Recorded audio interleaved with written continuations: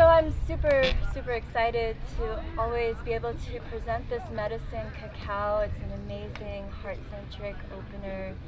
And before I begin, can everyone hear me okay? I am a little bit soft-spoken. This is probably as loud as I get. So it'd be great if you guys can't hear me to come closer. And there's plenty of room up here. I won't bite anybody. Not usually. Cool. Perfect. Thank you. So today we're talking about the great mystery, and some of you may call that God, the Goddess, the Tao, universal energy, whatever you call it. I'm using the label the great mystery very intentionally because it's an invitation to embrace the human condition of understanding these large things, like something like the great mystery. And that human condition is called paradox. So if you're confused at any point today, that's perfect, okay? You're exactly where you need to be. This is a very heady conversation, and the cacao is going to keep us in our heart and keep us in navigating our own truth through what I'm going to share with you today. But yeah, paradox, this is the key to understanding these large concepts and navigational tools. And what I want to introduce it as is to know by only not knowing. Okay? And I'm going to talk more about that in just a little bit. Did everybody? Okay, yeah, there we go. So when we know by not knowing, my intention is to connect you to the divine in that way and step into your personal power. There is a warning in doing this, you guys, so I just want to say we're taking a morsel of truth out from a vast void of everything. So that epitomizes paradox, right? It can never be the whole truth. So if you guys can take in the words today almost like a poem with a type of softness and let it breathe inside you for the next few days, and that's when it's going to flower open into the fullness of your own truth when you embody it. And I want to say all this because if you leave with more questions than you came in with, that's awesome. You know, use those questions to fuel and play with your sense of truth about this. And if you leave feeling more centered and grounded and confident, that's also beautiful. You know, there's no wrong path to the Great Spirit and to everything that is. So, we have a couple new people. Did you guys get cacao? Would you like some? Okay, awesome. Do you have your own cup? Okay. Sweet. So we'll start with just blessing the cacao and saying a prayer.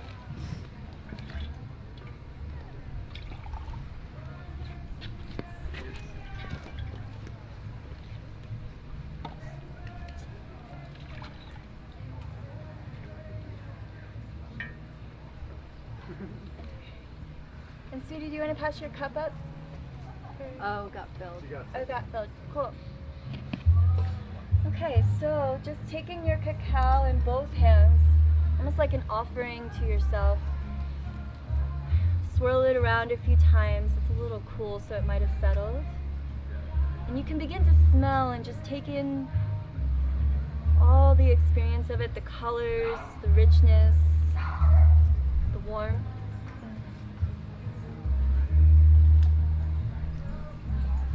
So dear Source, Universal Creator, you who are known by 1,000 names and you who are unnameable, thank you so much for bringing us together here.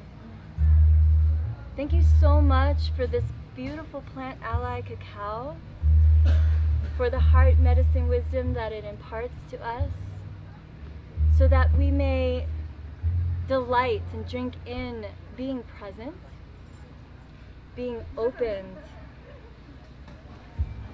being raw into the truest expression of ourselves, so that we may be closer to you and therefore closer to ourselves. And so it is, and so it shall be. ahead and enjoy, guys.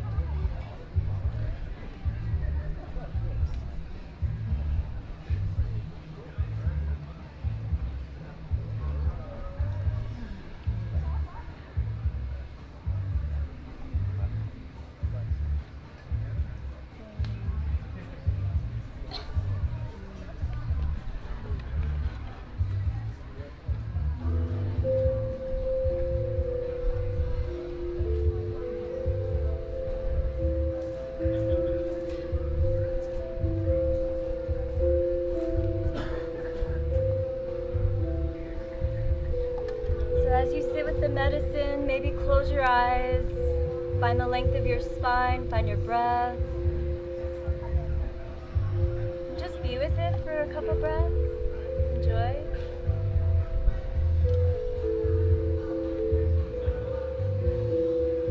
It takes about 20 minutes to fully come into effect. For now, we just enjoy the process.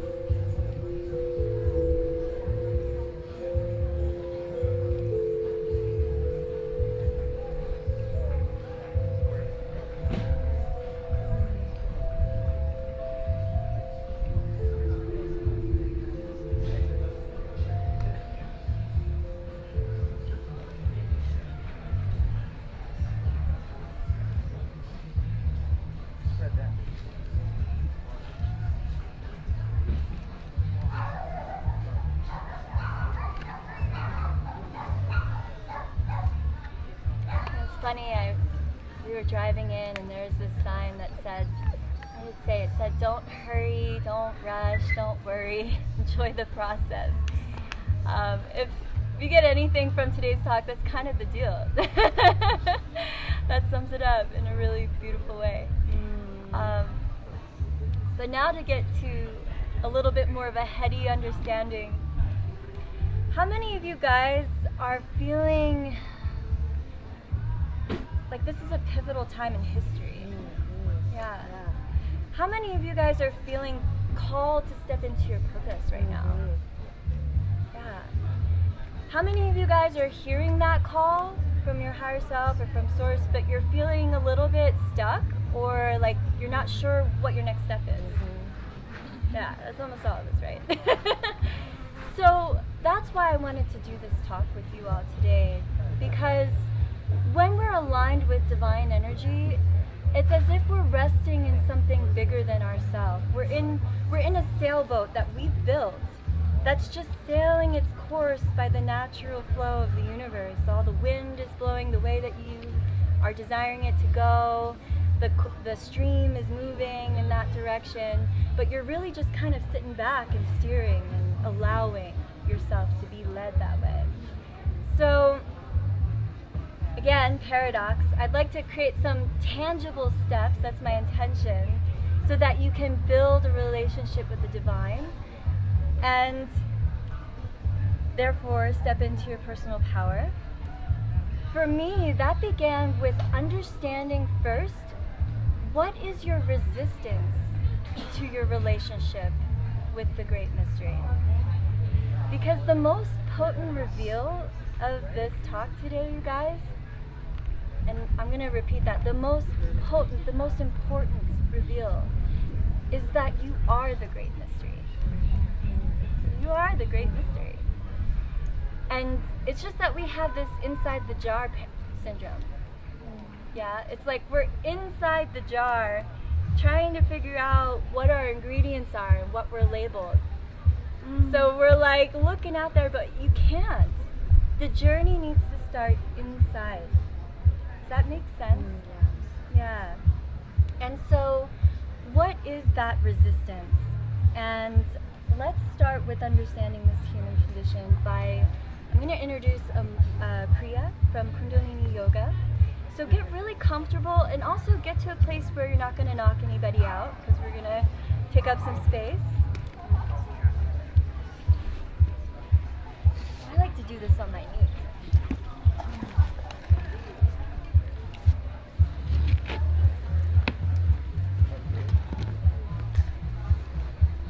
So when we connect our forefinger and our thumb, we're connecting universal energy to our own. So we're going to take this mudra, and then we're going to bring our arms out shoulder height. So this is one of our parameters, to keep our arms up shoulder height. And then when you're ready, just start moving in small circles forwards.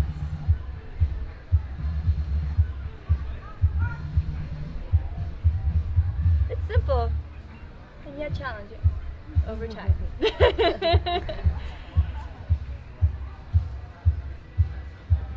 breathe with it.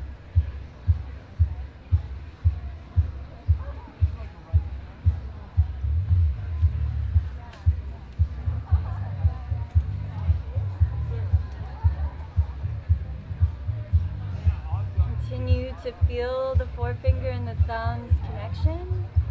Continue to lift the arms.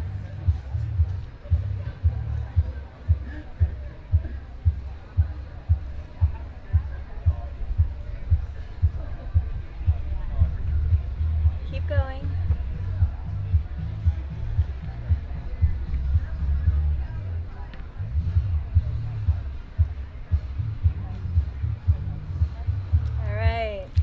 With the arms still at shoulder height, we're going to do the opposite direction. I know. I want to have, I want to draw my arms too. Keep going.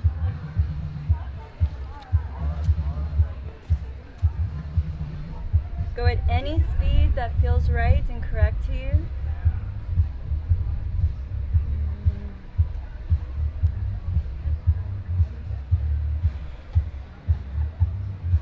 I'm going for evenness here, so a few more.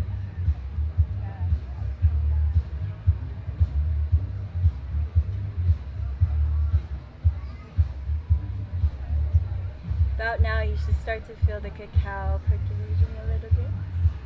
All right, one more breath.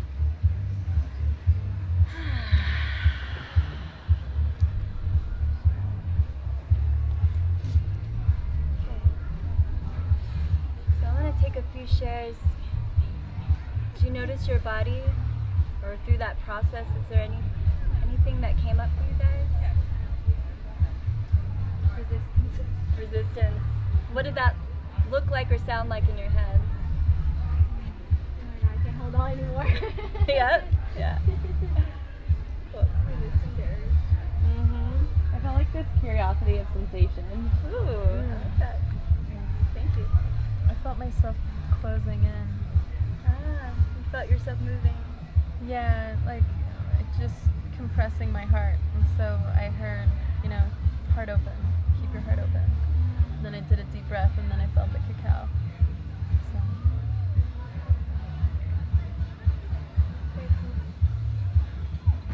All right.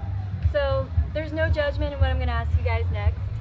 And the more honest that we are, the more that we'll learn from this exercise, okay? So how many of you guys got tired after 10 seconds? How about after 15 minutes? How many of you guys stopped at some point? So you guys are the sane ones, okay? Because seriously, there's this crazy woman up here asking you to do some arbitrary thing. You're like, why are we doing this? And it hurts, and I don't want to do this. Right? So, yeah, very interesting. How many of you guys started to sing a song in your head or listen to the music or the birds or something to distract yourself? How many of you started to create a story or started to wonder how you could perfect this a little bit more? Anybody? Yeah, a couple people. Okay. So herein are the symptoms of what I want to speak to. That's the human condition, you guys. And at its roots, it's boredom. That is our main resistance, you guys. The human mind gets bored. Right? Especially with these mundane things that we can't attach a meaning to. Right? And they're repetitive and they're like, why are we doing this? If your human mind was like a TV show judge and it had a next button, it would be like, next, next. That's what's happening while we're going through life. And how much of our life, even breathing, could be seen as mundane, right? How much of it are these repetitive things that we do? I'm gonna get up in the morning. I'm gonna brush my teeth. I'm gonna eat breakfast. Okay. So interesting, right? Yeah.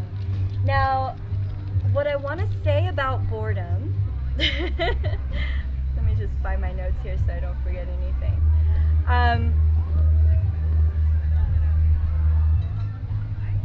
I just wanted to speak to, like, we even get bored at the name of God, you know? Like, we can't attach a new meaning to the word God, so we create other words for it. Or maybe the meanings that we already have for God is something that we don't want to accept, or it has too much meaning we don't align with. So we find other words for it, like Goddess, Tao, Universal Source, the Great Mystery, right? So I just want to say that it comes up in so many different ways, this act of boredom, and how our mind tries to create meaning, tries to create a carrot at the end, so that whatever we're doing is going to have some kind of outcome. And I just want to say how this can lead you astray in life. This can lead you towards always chasing a carrot. And I want to reframe boredom as a lack of engaged curiosity. And so I love what you said, Jenna, because truly, like, if we're curious, we might in our head be like, wow, you know, I'm starting to feel some heat in my body. I wonder if I can breathe a little bit more deeper. I wonder if I can, you know, maintain my arm up at shoulder height. Okay, maybe I can slow it down. Just getting curious about what the moment looks like, what your experience is, and just noticing it. So that small reframe, without labeling what it needs to be, without making it have to be something for us to be able to do it. That's really, really huge. And yet so subtle. Because it takes that warrior mind, right? It takes, like, we have to be on game. Okay, so raise of hands, how many of you people kept going all the way to the end? There were quite a few of you guys. Yeah. So you guys, awesome. And you're the insane ones, according to society. Yeah, like, what were you thinking?